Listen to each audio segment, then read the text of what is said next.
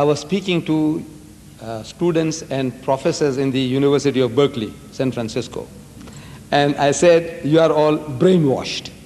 So one professor stood up and corrected me. He says, no, programmed. I said, I beg your pardon, programmed. We are all getting programmed. You see, we are all programmed from childhood into certain beliefs, certain attitudes. And if nobody comes along with a better understanding knowledge to reprogram you, to deprogram you, you remain there.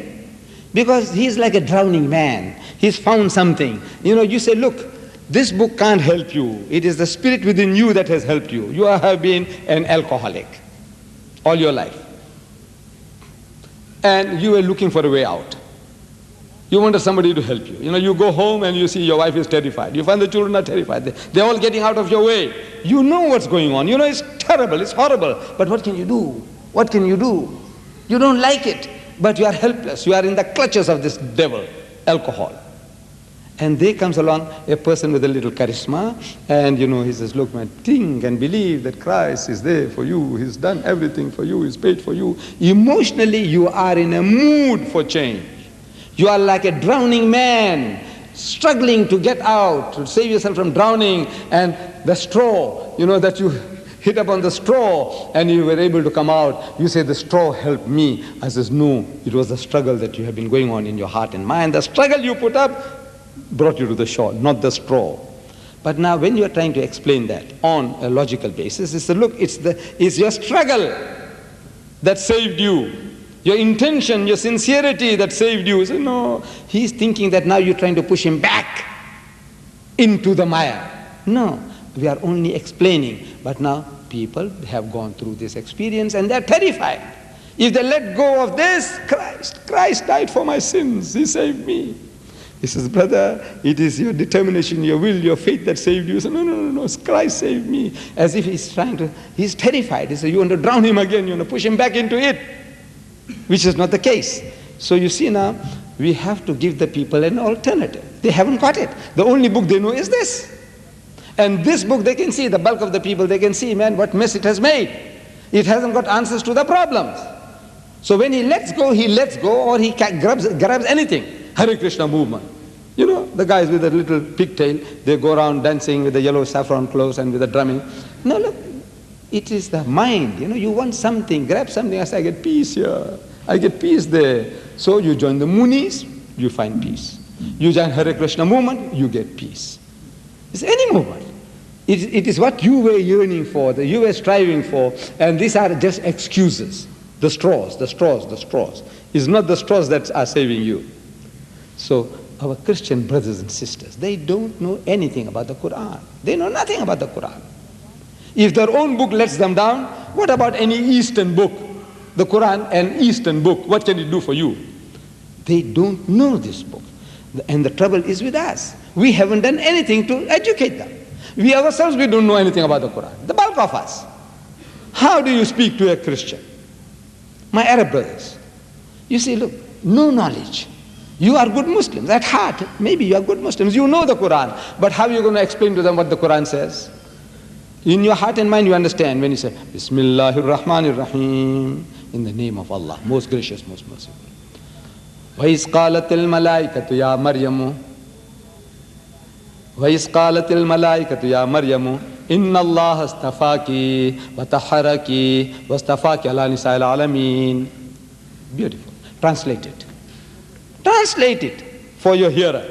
How are you going to translate it? So, well, you see, the angel came and he told, look, what else can you do? You know yourself, you understood it beautifully, mashallah. You know what it says. But now, you don't know the language, you don't know the right terminology. See, you are just a new person here. You know, you are maybe a mathematician and electronics and all that. But this language, how to translate what you are reading, you don't know. So my brother said about you people, he said, look, those Qurans are for the non-Muslim, American. He didn't use the word non-Muslim, but that's what he meant. American, most of you might be born here, you're also American. Muslim, born here, you're American. But he said, no. He had in mind non-Muslim Americans, so he let them have it. But that's also not good enough. You see, you, I said, you Arab also need it. Believe me, you need this translation. In this environment at home, you don't need it. Allah, in the sight of Allah, you don't need it. Translations you don't need. But now to talk to this, in this ocean of westernization, Christendom, English environment, you need a translation to put the correct words, correct meanings of what you're reading. It's there in the mind, but you can't reproduce it. So now you get the translation, Surah Ali Imran, chapter 3, verse 42, Bismillahir Rahmanir Rahim, like this one here. Bismillahir Rahmanir Rahim. So, وَإِذْ قَالَتِ الْمَلَائِكَةُ يَا مَرْيَمُ. So behold, the angel said, O Mary, إِنَّ اللَّهَ اسْتَفَاكِ وَطَهَّرَكِ وَاسْتَفَاكِ عَلَى نِسَاءِ الْعَالَمِينَ. That God Almighty has chosen thee and purified thee, chosen thee above the women of all nations. Ya Maryam uqnuti li rabbiki wasjudi warka'i ma'a raki'in. So, O Mary, worship thy Lord devoutly, prostrate thyself and bow down in prayer with those who bow down. Now, if you can memorize that English, you know Arabic already. I have experimented on groups of Arab students in the at Dahran University. You see, I said, now how many of you know?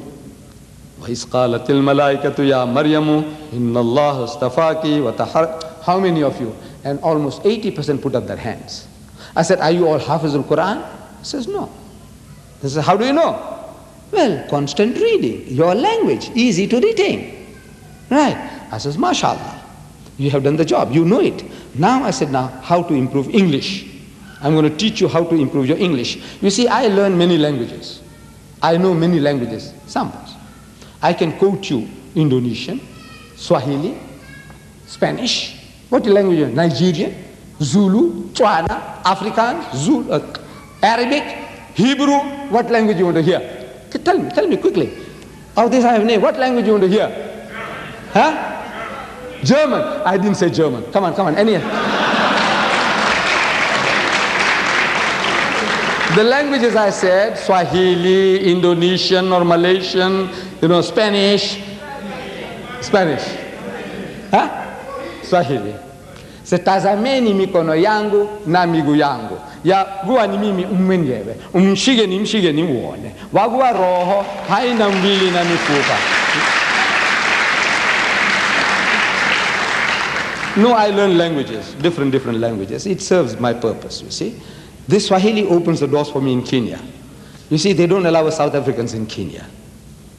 Then when I reached there, sometimes twice I got stranded in Nairobi. 24 hours to catch the other plane, no way out. I can't go out, I got to remain. So I have to keep myself occupied or go mad. So I keep busy. Every Kenyan I meet, the officer with his uniform, I says, I was trying to learn your language. I said, yes. I said, look, listen, I don't know whether I'm murdering it, but listen, and I start. I said, tazameni mikono yangu na miguu yangu. Yaguwa ni mimi mwenyewe. Mshige ni muone. Shh. And people gather around me. I finished that, then I says, you know what it is all about? I started lecturing to them. And they listened to me. I meet a Malaysian, Indonesians. I said, I was trying to learn your language. I said, yes. I said, tenggoklah tanganku dan kakiku, inilah aku sendiri, jamahlah aku dan lihatlah. Any Spanish? Shh. I said, mirad mis manos y mis pies, que yo mismo soy, palpad y ved, porque en espíritu ni tiene carne ni huesos, como ves que yo tengo.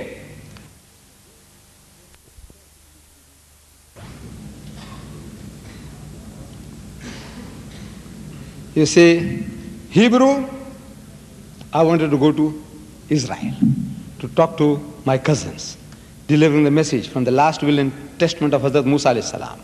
So I go to them, talk to them. I says, you see, in the last will and testament of Musa alayhi salam, book of Deuteronomy, chapter 18, verse 18, it says, Navi akim lahim mikarib akhayhim kamukhawinatati before with bir. I want to speak to my Arab brothers. I don't know Arabic. So I get the Arabic Bible. So I meet Christian Arabs. I says, you know Arabic? He said, yes. I had an argument with a fellow who was giving me a lot of trouble in Canada at a place called Hamilton. You see, a lecture, at the end of the lecture, this man here is asking me questions and he won't let go. Another question and another question. Fortunately, you haven't got the chance tonight, you see.